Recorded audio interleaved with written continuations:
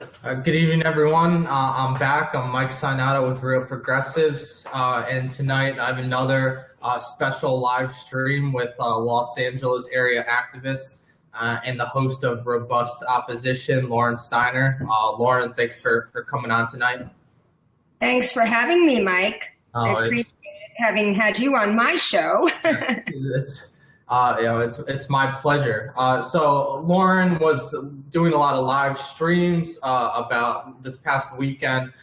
California had their Democratic Party convention, so the story goes with progressives. The establishment pulled some dirty tricks at that convention. So Lauren, can you just tell us a little bit about what you were doing there and what you saw? Well, sure. So I was not an ADEM, which stands for Assembly District Delegate. I chose not to run, even though I was a delegate for Bernie at the National Convention in Philadelphia. I've never really been involved in the Democratic Party. In fact, joining the Feel the Burn Dem Club, which was just started by Melissa Michelson and some Los Angeles Bernie delegates, is the first Democratic Party club I've ever joined in my whole life. But I was a delegate for Bernie because I believe in all of his issues. And prior to that, I was in the Occupy movement. And I always felt that if the Occupy movement had a candidate, it would be Bernie Sanders. So I've sort of gone back to my first career choice, which was broadcast journalism. I worked in the 80s in public access cable TV, which was the citizen journalism of the day. And since Occupy, I've been an activist and an organizer on the issues. I fight fracking, the TPP. I fight for net neutrality, against education privatization. I have about 5 or 6 issues that are sort of my pet issues. But I went up to the convention because a lot of my friends, Bernie delegates and fellow activists, ran for ADEM in January. And your viewers may have heard that we swept the elected positions. We got about, well, I've heard different numbers. It could be anywhere from 53 to 67% of the elected delegates. But in any case, we got the majority of the elected delegates. But unfortunately, they are only 1/3 of all the delegates because we have our own version of superdelegates here in California, and they're called PLEOs, party leaders and elected officials. So anyone who is a U.S. senator, congressman, state senator, state assemblyman, and a constitutional officer is automatically a delegate, and many of them can appoint 5 or 6 delegates. Some of them can even appoint 30, like State Senate President Kevin DeLeon, the Speaker of the House, Anthony Rendon, and even Nancy Pelosi can appoint 30. And they can instruct their delegates to vote for who they want. Now, as you're probably going to ask me later, so I won't get into it now, I had an incident with Eric Bauman, who was the odds-on favorite to be the new party chair because the current party chair of many years, John Burton, is resigning. So Eric Bauman has been the head of the LA County Party Democratic Club for many years. He's been vice chair of the state party since 2009, and he was the odds-on favorite until Kimberly Ellis entered the picture. Now, Kimberly Ellis is an African-American woman who was heading up an organization called Emerge California. And that is an organization that recruits and trains women to run for office. And in the 7 years that she was heading it, she managed to double the donations. And she also managed to get more women of color to be running for office, which was quite an accomplishment. And the thing about this particular election is she was really the unity candidate because she supported Hillary. Understandable, because her organization was one that recruited and trained women to run for office. So there really was no Bernie-crat candidate. Kimberly and Eric supported Hillary in the primary, but she had, Kimberly, the support of both Bernie-crats and Hillary people. So she was really the unity candidate. Whereas Eric Bauman, it seemed like he went out of his way to antagonize Bernie people, both during the primary campaign and even during this election. And they had some real differences as far as what they wanted to do for the party. Eric is what you would call a transactional politician, sort of like you scratch my back, I scratch your back. And I dubbed him Boss Bauman because he's like an old style party boss, not only in his personal demeanor, the way he bullies, threatens, and intimidates people, but in also the way that he gets things done. Now, Kimberly is more what we call a transformational style politician, and she really wanted to transform the California Democratic Party. In fact, her slogan was to reinvent what it means to be a Democrat. And she talks about growing up with her grandma, her old Southern grandma from Tennessee, who taught her that Democrats were the party of the poor, the party of the hungry, the party of the sick. And really, she says that Democrats have lost their way and have become the party of the special interests. So she wanted to open up the party to the grassroots, to organizers. In fact, her motto was organize, organize, organize.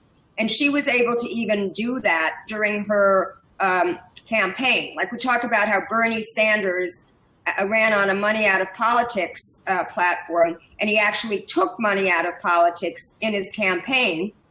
Well, Kimberly did the same thing with organizing. All of her delegates were organizing forums around the state for SB 562, which I know we're going to talk about later, California's single-payer health care plan. So we're still doing that. We're calling our state senators because it just passed out of appropriations and it's going to go to the full Senate next week. We're doing canvassing in districts of state senators that haven't said how they're going to vote. So she wants to organize. She wants to get rid of special interest money. She wants to go for low dollar donations. She had all of her donations on her website. She challenged him to put his donations on his. He didn't do it. So that's why I went up to the convention. I was very invested in her winning, and I wanted to find out what happened. So this vote, I mean, she lost by like 62, 63 votes. Was it a transparent vote? Do we know what delegates voted for whom, or are we going to know that in the future? Because with the DNC chair race, they were supposed to do it openly and wind up blindly voting. Which just invokes speculation and theories that there was some cheating going on because democracy should be transparent. So can you tell us a little bit about how that vote went down and a little bit about what Kimberly Ellis is doing and her attorneys in pushing for a recount? Right. Well, yes, it is transparent in the sense that everybody's vote will be made public. And that is good and bad. I mean, it's good in that, you can audit this vote. And it's bad in that it kind of reminds me of the caucuses in Nevada, where, the culinary workers did not endorse anyone. That was a great victory for the Bernie Sanders campaign, and they got them to withhold an endorsement. However, we all know that the night before, Harry Reid called the head of the Culinary Workers Union and said, you better get your people out to vote for Hillary. And he also called his friends who were the casino owners and told them that they needed to give these workers 3 hours off with pay. So this is the same thing that people were worried. Oh, and in the caucus, okay, so the bosses, the union bosses, or the union leaders, I should call them, were actually there while their workers were voting in this open caucus process. So even though the workers probably wanted to vote for Bernie, because in most of these unions, when the members decided Bernie won, when the leaders decided Hillary won, and the Green intercepted a great article on that, they couldn't really because their bosses were breathing down their neck. Similarly, in this vote, because the vote is public, and as I was mentioning to you, a lot of these pleo positions are very transactional, and these people owe the fact that they're even delegates to the person who appointed them. They are going to be more likely to vote for Eric. Now, even knowing all that, the Kimberly campaign did the numbers, and they were convinced from their whip count that they were going to win this election. So the fact that they lost by 62 votes was really shocking to them. And they think that there's some shenanigans going on. Now, I talked to one of their whips last night to see if I could figure out what the shenanigans might be. And he clearly told me that he was not privileged to give me this information. So my guess is as good as yours. But the process was you go in there in the beginning and you get your credential. And you wear that credential around you. You don't have to get credentialed every day and show ID the way we did in Philadelphia. We literally had to get a new credential every day, and it was explained to us that that was because they didn't want us giving our credential to anyone else for like this rest of the sessions. So we had to get it every day. We had to show ID. Now in this, they didn't show ID. They got one credential and they wore it around their neck. And when they voted, they had to, the person who was voting looked at your credential and then they marked it off on the ballot. And there was a small instruction given that said you could put a check mark or an X, and that was the only way that you could vote. So there is some suspicion that maybe if they bubbled it in, that they might have tried to invalidate the vote, because they did say that there were votes that were being invalidated. And that's what I think the Kimberly campaign wants to find out. Why were votes invalidated? You know, did people vote twice? Were people using other people's proxies that they weren't supposed to be? There's a lot of stuff that could have gone on.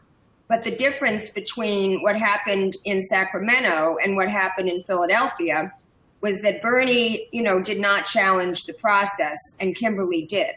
So she did not concede.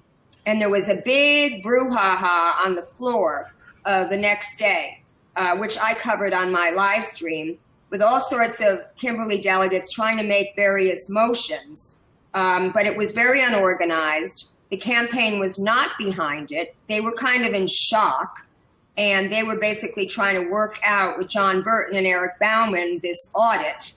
So the people that were very upset on the floor of the convention were thinking of different things that they could do.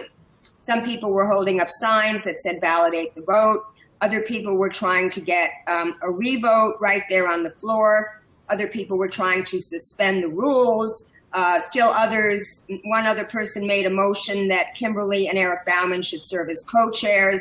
And it was basically chaos and pandemonium.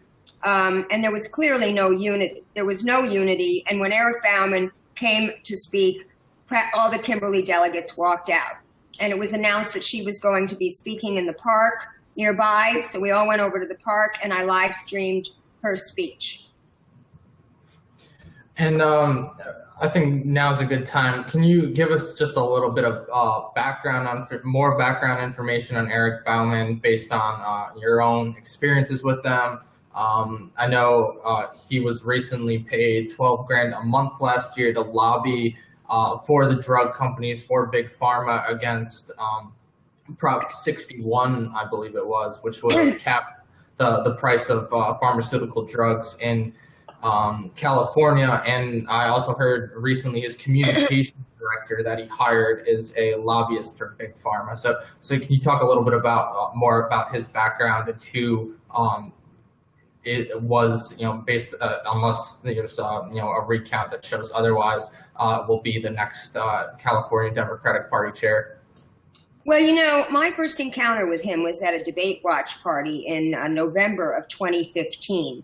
And I had heard some bad stories about him from other Bernie-crats people. I also ran Los Angeles for Bernie, which was a very large coalition of 40 different Bernie groups in the area. We were the first one to get started. We just had our second anniversary, actually. And we had a bunch of people that were tabling outside the LA County LA County Fair. And the Bernie people had a table outside and the LA County Democratic Party had a table inside. And whenever our people went inside and looked at that table, they noticed that they were always conveniently out of Bernie material. So they offered to replenish the material and they wouldn't take it. And I remember the people that led that effort calling Eric Bauman's office and speaking to his lieutenants, if you will, and getting all sorts of excuses about why it had to be official campaign material sent from Burlington, yada, yada, yada. Eric Bauman was pretending to be impartial, but he clearly had a favorite candidate. And by the time I got to that debate watch party, which was in November, we all knew that it was Hillary. So I made a video on it. It's on my YouTube channel, and it basically shows him going on and on for about 2 minutes, praising the Democrats, how their debate was so civilized compared to the Republican debate, and it was just those annoying reporters that tried to, put the screws to Hillary. And my comment, it was a very innocent comment question, was, well, don't you think that they should, that it's their job to draw out the differences between the two candidates in this debate, seeing as Hillary shifted her positions to be so much like Bernie's. And that's really set him off. And then he said, well, I'm not going to go there, and, I'm going to go to the toes with you on this. And I'd never heard that expression, but the way he said it, it sounded like he wanted to meet me in the parking lot for a fight or something. And he just got really aggressive with me, and I thought maybe it was because I was taping. I tape a lot of stuff because I make videos. So, I don't know if he thought I was trying to get him on something, but I turned off my phone, my recording, and that's when he came around the table and said, he pointed his finger in my face, which is what he does. And he ironically accused me of bully tactics, and I couldn't even get in a word edgewise. He called me honey twice, and I'm an older woman. You don't call, well, first of all, you shouldn't call any woman honey unless you're dating her, as far as I'm concerned. And then I said, I just kind of sputtered like, I'm going to write this up for the LA Progressive, because that's a publication that I write for. And he said, fuck you, write what you want. And then my friend who was with me put his arm in between Bauman and me and Bauman said, what are you doing? I wasn't going to hit her. And then two guys sort of pulled him off. And what was most disconcerting about this was that all his little lackeys, his supporters, were sitting around just watching this happen. And no one came to my defense, except for one woman afterwards who tried to console me because she could see that I was visibly upset. And this is kind of his MO. The money that he took from Big Pharma was $12,500 a month, and it went to his consulting firm, which he owns with his husband and his the person who works for him at the LA County Democratic Party. And the address goes to his home. So even though he tried to say that he did no work himself to fight Prop 61, it was interesting that the California Democratic Party never endorsed that proposition, even though the nurses did, and even though it would have reduced prescription drug costs for 14% of Californians. And as you know, Bernie Sanders came out to stump for it about 3 times. But when I asked him at the state meeting down in San Diego last December, why he did that, he said, well, I got to make a living, which was, I just could not believe that remark, because he makes a living. His salary is $145,000 a year working for the speaker, Anthony Rendon. So this was moonlighting, and it was moonlighting as a lobbyist, and as a lobbyist for the industry that spends the most money lobbying in Washington, D.C. And basically, this was a motion that was leading in the polls. Like 70% of the people were in favor of this ballot initiative. And then after Big Pharma spent $126 million on deceptive TV ads, the ballot initiative lost. So this is how, and then the other story that I can tell you about Eric Bauman is, he has a lot of friends in Los Angeles, people that he's helped, because I guess he does personal favors for people. And when I talk to my good progressive friends who supported him, who swear up and down that he's progressive on the issues, really the most they would say is, oh, Eric came and visited me in the hospital. Or Eric went and bought a pair of shoes for a homeless man he saw on the street with no shoes. Sort of these little personal anecdotes. But when you try to talk to him about policy, like Kimberly said, you know all these people, you have all these relationships, you say you support single payer, you say you support a ban on fracking. Why don't we have single payer? Why don't we have a ban on fracking? Because he doesn't, call these people out, because he's beholden to them. And there was a bill that I fought, SB4, which was a weak fracking regulatory bill that wouldn't have regulated fracking at all. It just called for a study. And then in the last week, Jerry Brown, who's taken $9.8 million from the oil companies, asked the author to put in these amendments that would have led to unregulated fracking for 2 years while the study was being done. The 4 sponsoring environmental organizations took their name off the bill, and the LA Times editorialized about it. They actually called it a fracking bill gone bad and told, the legislators not to vote for it. That very night, Eric Bauman went in there with Dorothy Reich, who was Fran Pavley's delegate to the convention, so she owed her spot to the bill's author. And they convinced the LA County Democratic Party to endorse this fracking bill gone bad. And when you ask one of my friends whose work I do support, and she is a true progressive, she's the only Bernie delegate in the DNC, that California has 30 DNC members, and she's the only one who supported Bernie. She will tell you that Eric held up a sign at a Jerry Brown meeting saying ban fracking.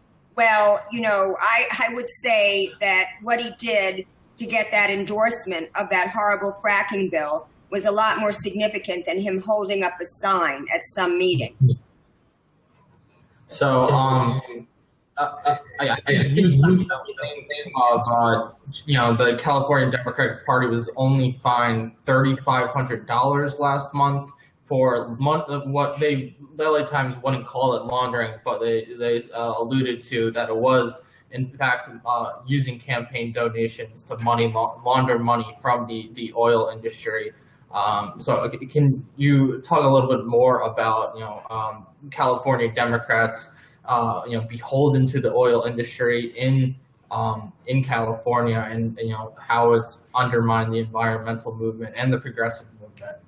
Yes, well, the Western States Petroleum Association is the most powerful lobbyist in Sacramento.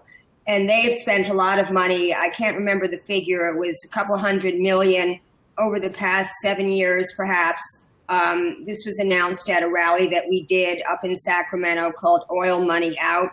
But I do know that they spent $36 million last year alone to defeat any measure that would have had an impact on their bottom line. And how they do that is not just through campaign contributions. That would be too easy to spot. What they do is they funnel money into the California Democratic Party because you're only limited as an individual. You can only raise, I guess it's $2,700, maybe $5,400, depending on the race. And see, I was told this by Hillary Crosby, who is the controller. She's the outgoing controller, and she was also the vice chair of Kimberly's campaign. And my friend, the progressive, who's the DNC member who supports Bauman, used to bitch to me about how Hillary Crosby ran on this platform of transparency, that she was going to make sure that everybody knew where the money was coming from. But when I talked to Hillary about this, she mentioned to me that her position was just ceremonial. And in reality, it's the president pro tem, Kevin DeLeon, and the speaker, Anthony Rendon, who decide where this money goes. So they earmark it. So money comes in through the party gets like 10% of it, and then they can disperse it out. So it's like giving money as favors to elected officials who vote their way. So you can see the whole thing stinks. And the other thing that they do with their lobbying money, I was just speaking to Richard Bloom, senior field representative today. I was making some calls on behalf of SB 562. There's also this money bail reform bill because people are actually pleading guilty so that they don't have to spend time in jail because they don't have the bail money. And the bail bond industry spends a lot of campaign dollars trying to defeat bills like this. People could actually lose their job if they're in jail and they don't show up from work. So they're actually pleading guilty. Anyway, so I called on this bill, and I also called on SB 57, which is to shut down Aliso Canyon gas storage facility, because that just got out of appropriations. And that is Sempra or PG&E. Well, it's one of those two. And Kathleen Brown, Jerry Brown's sister, sits on the board of Sempra Energy, and they give a lot of contributions. So the $9.8 million that Jerry Brown got from oil and energy interests came from oil and also gas.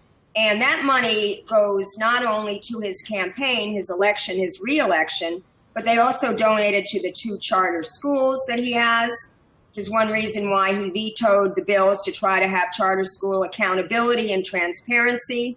And they also donated to Prop 30, which was on the ballot a couple of years ago to get more money to the schools.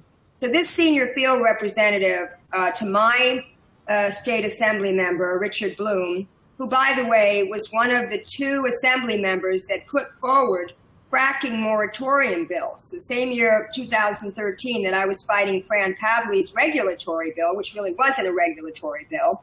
These 2 assembly members, Richard Bloom and Holly Mitchell, put forward these bills. And he told me, the field deputy today, that the reason, I thought it was because they contributed to Prop 30, the oil industry, but he said what they also do is they threaten to go on the other side. So if they knew that Jerry Brown was going to be amenable to banning fracking, they would not only not contribute to Prop 30, but would contribute to the other side of that. And that was just like the most cynical thing I think I've heard all week. Yes. Well, can you tell us a little bit more about single payer in California, and what are the obstacles to creating a single payer system that is slowly moving its way through the state legislature? Well, yes, the single payer bill is SB4, and it was sponsored by Ricardo Lara, who's actually running for insurance commissioner. So that may be one of the reasons he sponsored it. I don't know the man very well. But this is a bill that in 2004 and 2005, when Sheila Kuehl was in the legislature, she authored it twice, and it got passed both times by the Democratic legislature, and it was vetoed both times by Republican Governor Arnold Schwarzenegger. Now, Mark Leno introduced it a couple of years ago. He's a Democrat, and they never pushed it because they knew that Jerry Brown was going to veto it. And with Democrats having a majority in the California legislature, in fact, now they have a supermajority, so Republicans don't count at all. They didn't want the embarrassment of having a Democratic legislature pass a bill that a Democratic governor would veto. Now, I think the reason they're going for it this year is because of Trump care and Trump trying to repeal Obamacare, which is never an answer. As you know, Obamacare was a right-wing program cooked up by the Heritage Foundation, first introduced by Republican Senator Bob Dole, then implemented in Massachusetts by Republican Governor Mitt Romney.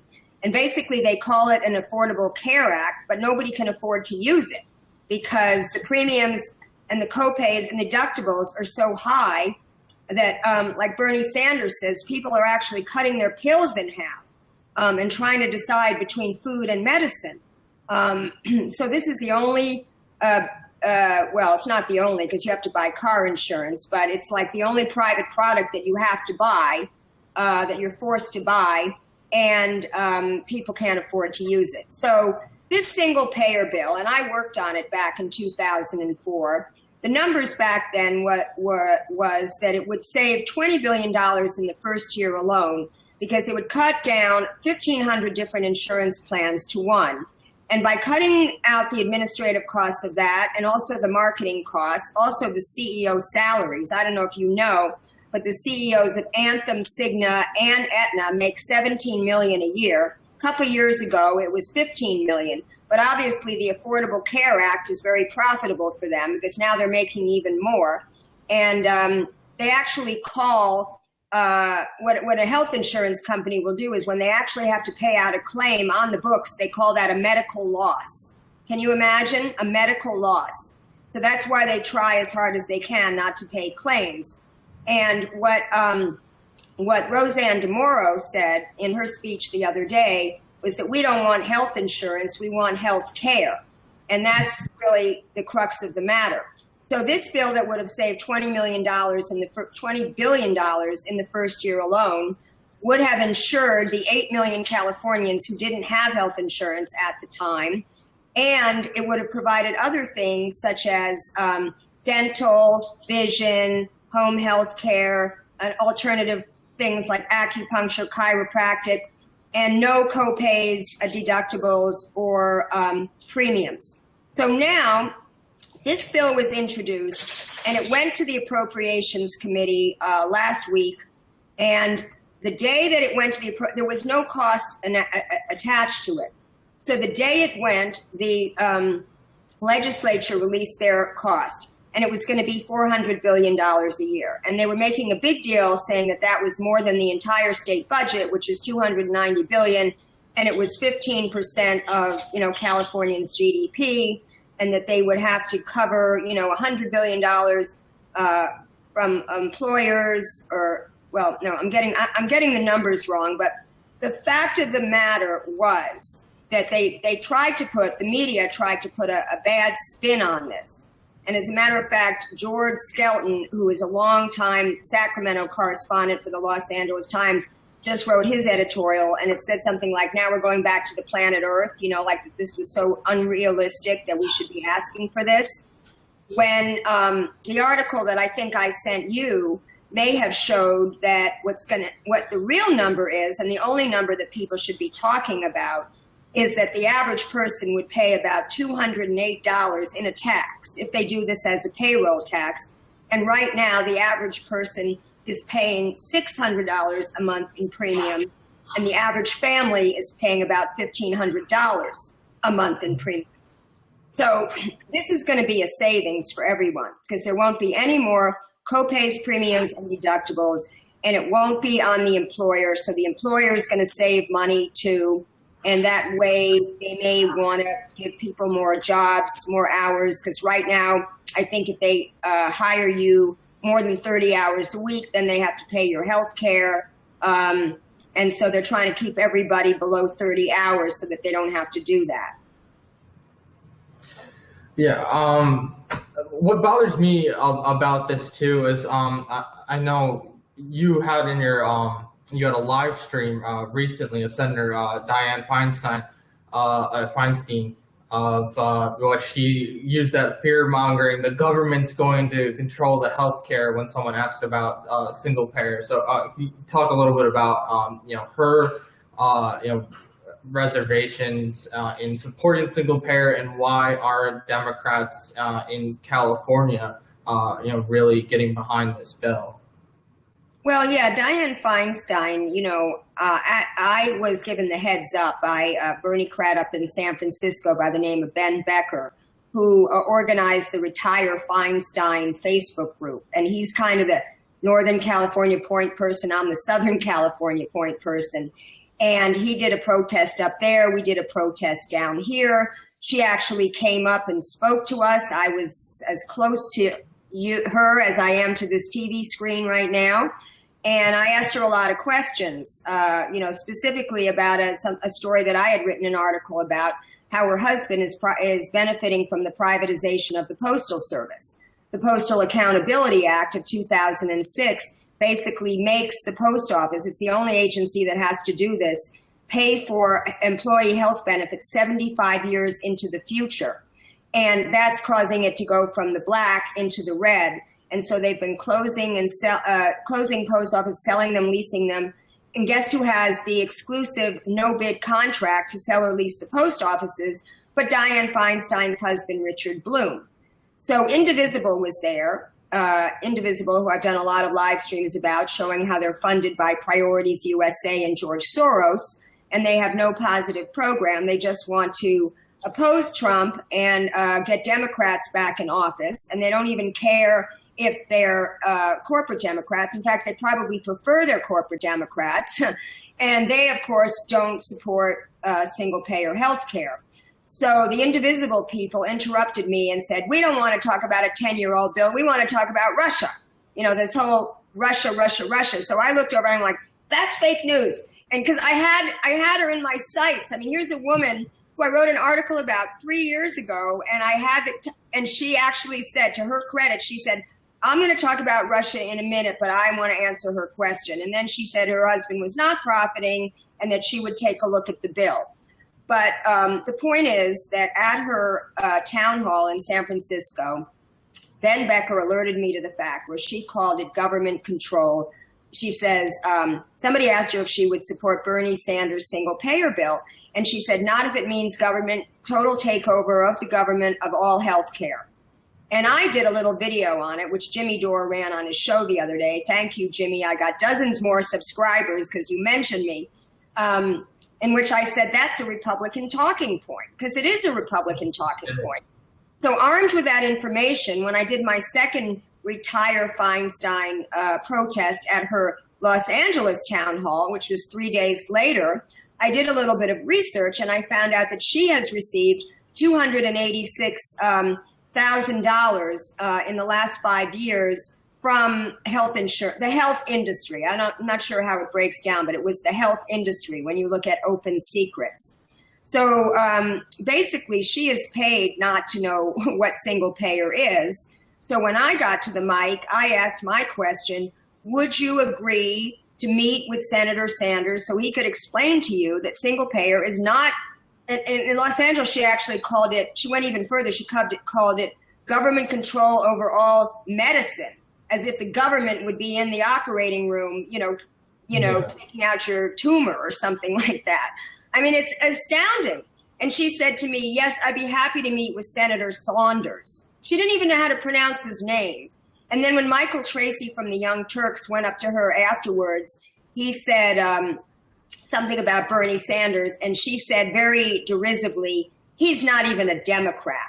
Because that's their big thing about Bernie. Well, he may not be a Democrat, but he's the most popular politician in America today. And they are trotting him out on this unity tour with Tom Perez because they know that Tom Perez is getting booed and Bernie is getting cheered. So Dianne Feinstein, I pointed out to her that 50%, for the very first time, more than 50% of Democrats had signed on to John Conyers' bill, single payer in the House, H.R. 676.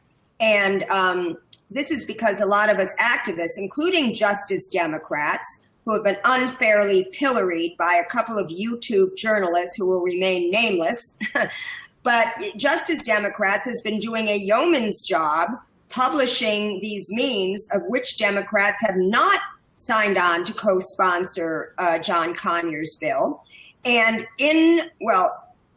at the time when I cited this figure, this was a few weeks ago, they had said that in the last 32 days, 32 congressmen signed on. And that was because of things that we were doing. Like I went to Adam Schiff's town hall. I went to Brad Sherman's town hall. A couple of other live streamers were at Maxine Waters' town hall and Linda Sanchez's town hall. And we got those last two to sign up due to pressure. Kyle Kulinski with the Humanist Report did this video because the live streamer asked my question to Linda Sanchez, would you sign on? And she says, I support single payer, but we have to pick our battles. So he put that corporate Democrat won't support Medicare for all. 58,000 people watched his show. He had everybody call her office, and 4 days later, she signed on. So it shows that pressure works. And this is what we're doing right now in California.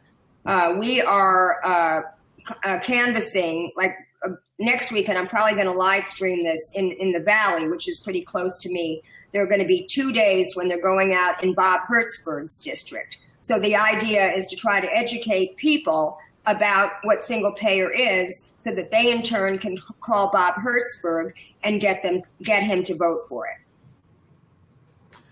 So, what, in your opinion, what should be the arguments? Like you cited, Congresswoman Sanchez said that, I support single payer, but I really don't. We have to pick our battles. And Nancy Pelosi has said a similar thing. In your opinion, what should the argument be toward that? Well, I think the argument should be that healthcare is a right. not a privilege, and that every other industrialized country has single payer. It has not bankrupted them. They're all very happy in France and Canada and Germany, and there's various ways you can configure this single payer system. But I feel that, and I said this to Ted Lieu when I went to his town hall, he actually did sign on to HR 676.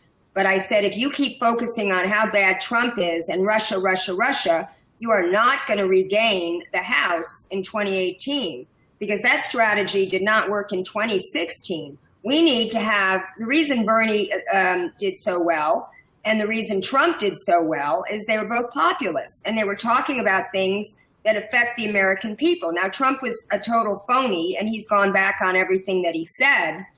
And what's interesting is they think that the Republicans are all of a sudden going to wake up to the fact that Trump duped them. But what they don't understand, and what I understand from having gone to George Lakoff's lecture, he's a cognitive linguist, and he was the one who wrote that book, Don't Think of an Elephant, that it's all framing. And he talks about the Democrats as being the nurturing mother, maybe they were back in FDR's day, no more, and the Republicans as being the strict father. So if you're an authoritarian personality and you tend to respond to that strict father type of parenting, Donald Trump can say to you, you know what, I didn't know what NATO was. Now that I know what it is, I'm not against it. Or I didn't know what NAFTA was. Now that I know what it is, I'm not against it. And these people are just going to believe him. And then I read another article today where people are just vote based on, they identify with the party. Like this was in relation to Montana and why Gianforte won, even though he punched out, he body slammed this reporter. Of course, 250,000 people did early voting, so that also had a little bit to do with it. But these are people that just identify as Republicans, and also Ryan Grimm was saying this yesterday in his report. They identify as Republicans, they're always going to vote for Republicans, and that's just the way it is. It doesn't matter what the Republicans actually do. So my feeling is that the Democrats, if they're going to keep on with this failed strategy of, everything Trump does is bad, and Russia, Russia, Russia, it's very dangerous. First of all, it's fomenting a new Cold War with a superpower that we ought to be getting along with, that we were getting along with up until last year. And this Cold War can easily turn into a hot war with someone like Trump. I contend that he bombed Syria just to prove that he was not in cahoots with Putin. So, the deep state is very powerful. And I also find it interesting that that term has been co-opted by that Democrats think that that's an alt-right term, when actually it was first brought up on Bill Moyer's show in 2014 by Mike Lofgren, who wrote his book on the deep state. And the deep state is nothing more than the military-industrial intelligence complex, plus Wall Street, who makes a lot of money off of perpetual war. So that's where you have it, the situation today. Well, I thought it was funny. I think it was today or yesterday. I don't remember the Democratic senator, but one of them outright said the intelligence community and the leaks they're getting out of hand. And there's another article talking about that because Britain was upset over the U.S. leaking intelligence and didn't. So the Democrats have been cheering on these leaks and all. What the deep state's been doing, and then when there's actual repercussions that start from that, the diplomatic ones, now they're like, oh, maybe this isn't a good thing that we should be cheering on just because they benefit us politically. I know, it's crazy.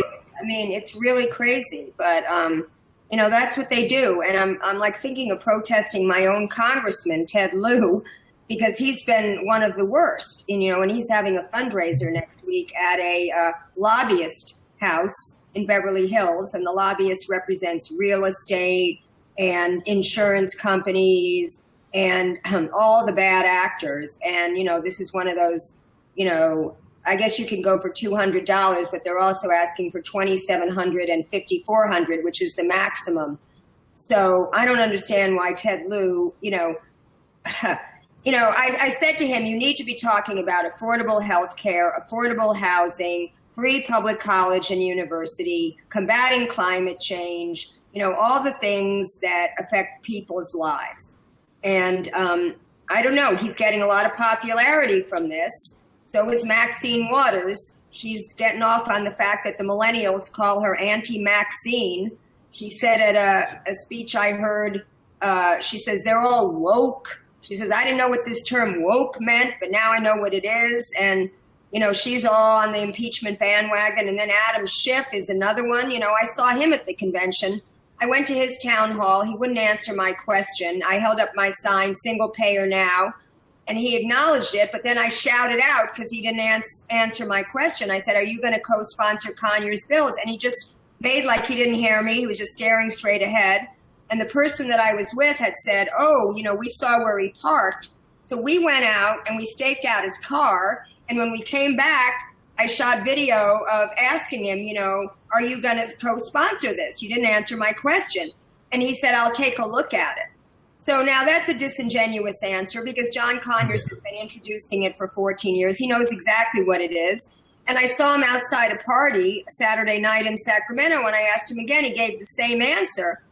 And I just shook my head and I said, you know what? You guys are not going to win back the House if you just keep up with this plan of action. And I just threw up my hands and I walked in. It's like I didn't even want to talk to this guy anymore. They're just so about their own reputation, about their own party. It's all a game. It's like a football game with them. Who wins, who loses. And the only people who lose are the American people, basically. Mm-hmm. Well, just to to say like a personal anecdote with single payer healthcare. My father came to this country from Italy, which has universal healthcare in the 70s. But when he was working, he was he's been a chef forever. He couldn't afford healthcare, so he got an ear infection.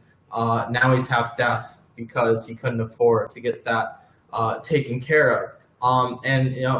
Based to the system they have in Italy now, my grandmother, more than 10 years ago, when she was getting too old to take care of herself, instead of, over there throwing old people into a nursing home, or God knows what happens to them when, they can't afford that, the government pays someone to go to her house and take care of her, and help her out.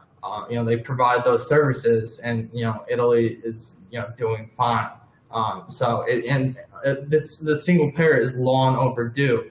Nixon and Ted Kennedy in the 70s were trying to work something out and wanted to do it. I mean, their political climate wasn't conducive to it, and Nixon blew up with Watergate, so it really undermined any ability to do that. But you had that bipartisan need to want to do single payer. I mean, and even now you've had Republicans cite, there's like a Fox News columnist and contributor, that Charles Krauthammer guy, who is a staunch conservative, but he said a couple months ago, I think in 7 years we'll have a single payer healthcare system. It's going to happen. People want it. So it's, I don't understand how any Democrat can not be for this, for single payer. It's ridiculous. So. Well, I just think that in closing, what people can do if they're watching is call these state senators, and tell them, if you're from California, I don't even think you have to be in their district. Or if you're not in their district, just look up the zip code in their district and give it to them. That's what I do. They don't play fair. I don't play fair. And tell them that you support SB 562, because if we don't get it this year, they can make it a 2-year bill. And if we get it passed and Jerry Brown vetoes it, we can bring it up as a ballot initiative. Now, understand that the health insurance companies and Big Pharma are going to throw all they have against this. And they did in Colorado. The Colorado Care Bill lost. But it's just a matter of time. And we really have to go out and educate our neighbors, educate the people at our workplaces, just educate people on a one-to-one basis with your personal story. And I'm sure they all have a personal story. And I even did a video saying, join your local Indivisible group, because Indivisible has now 6,000 chapters nationwide. And these are mostly Hillary supporters that were asleep for 8 years during Obama because they thought everything was fine. And now they're woke, as Maxine Waters would say. But they're listening to Indivisible, who's just really telling them to just oppose Trump. And I was on their hour-long call that they had to save the ACA.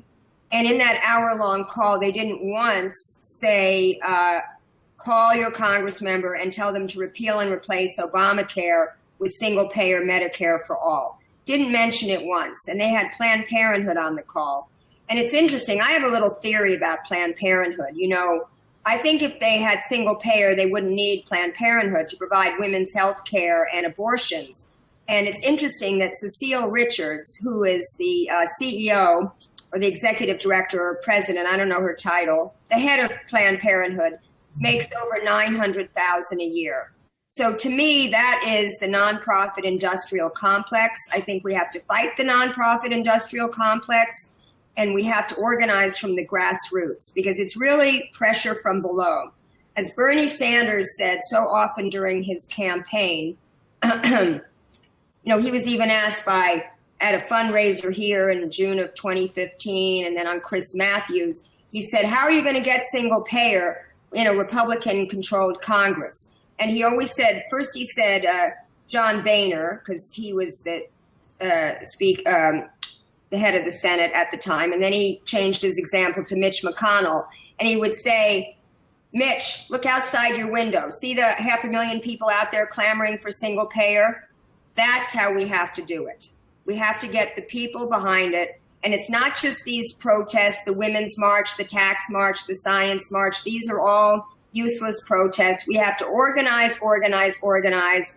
I was on a call yesterday, Organic Consumers Association, realizing that we have to get out of our single issue silos. And even though they fight Monsanto and GMOs and glyphosate, they realize that all these issues are connected. So they're starting this thing called Resist and Regenerate, and they're making this meetup platform available. And one of the things that they said was that people who join this campaign should adopt a representative. So whether it's your city councilman or your state assembly person or whoever it is, you should get to know this representative, you should get to know his field staff, and you should get to know these issues and be the one that lobbies this person all the time on these multiple issues. So that's what we really have to do on the left. We have to stop bitching on Facebook. We have to stop, you know, personally, I think this Seth Rich thing is a distraction. I mean, whether it's true or not is immaterial to me, but I think it's taking a lot of energy away from the left organizing and getting behind things like single payer, bans on fracking. We have to repeal the Ellis Act and Costa-Hawkins here in California, which enables landlords to keep increasing the rent. So basically, we don't really have effective rent control here. And as Jimmy McMullen said during the Occupy movement, the rent is too damn high. And that's true. You know, affordable housing is non-existent in most of our cities. And personally, I think that that's what we need to do. And, you know, if it takes joining Indivisible because they're really organized and educating them about what the real issues are, I feel the people on the local level are not paid off. They don't know about Priorities USA and George Soros. They just know that they want to make a difference now. So we have an opportunity to add to our movement all these newly woke people. And so that's another piece of advice I would give, is join your local Indivisible and educate them about the issues that are important to us.